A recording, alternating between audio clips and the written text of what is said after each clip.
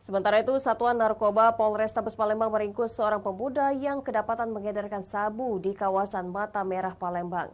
Dari tangan tersangka, petugas mengamankan sabu seberat 267,30 gram.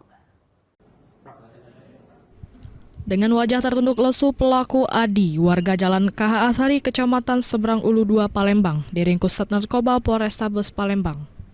Tersangka ditangkap petugas lantaran kedapatan membawa narkoba jenis sabu seberat 267,30 gram saat tersangka hendak mengantarkan barang haram tersebut dengan menggunakan sepeda motornya.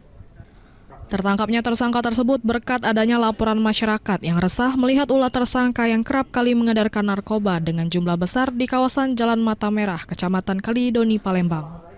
Tersangka mengaku kalau dirinya hanya sekedar kurir pengantar barang haram tersebut dengan meraih upah sekali antar Rp400.000.